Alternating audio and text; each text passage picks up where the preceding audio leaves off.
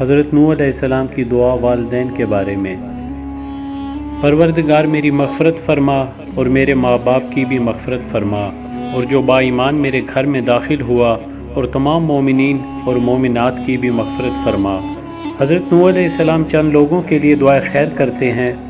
سب سے پہلے اپنے لیے کہ کئی سو سال تبلیغ دین میں مصروف رہنے،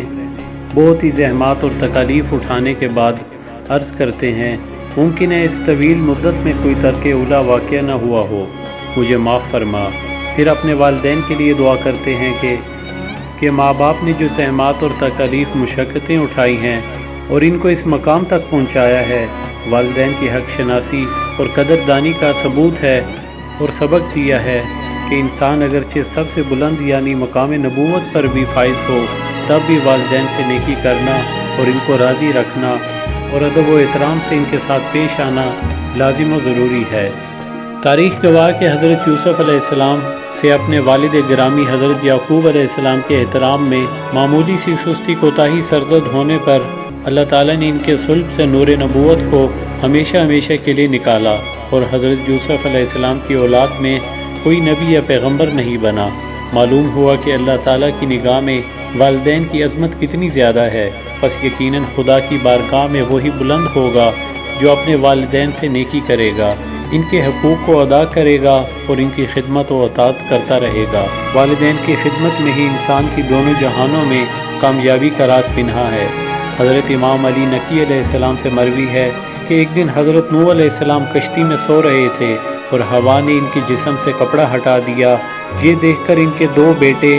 حام اور یافس ہنسنے لگے، لیکن سام نے ان کو منع کیا اور آ کر اپنے والد کے جسم کو کپڑے سے ڈھانپ دیا، یہاں تک کہ حضرت نوح علیہ السلام بیدار ہوئے اور صورتحال سے آگاہ ہوئے اور اپنے بیٹوں حام اور یافس سے سخت ناراض ہوئے اور ان پر نفرین کیا۔ حضرت نوح علیہ السلام کی نفرین کا نتیجہ یہ ہوا کہ حام اور یافس کا رنگ کالا ہو گیا اور ان کی نسل بھی کالی سیاہ ہو گئی، جبکہ حضرت نوح علیہ السلام نے اپنے بیٹے سام کے لیے دعائے خیر فرمائی تو اللہ تعالیٰ نے حضرت نوح علیہ السلام کے تمام نیک و صاف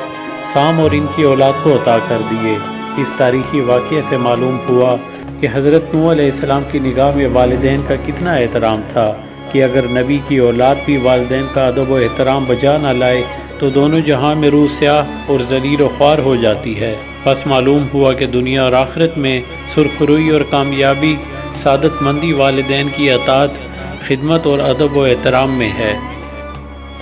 ویڈیو پسند آنے کی صورت میں چینل کو سبسکرائب کریں، ویڈیوز کو لائک اور شیئر لازمی کریں اور بیل کو پریس کرنا مت بھولیں۔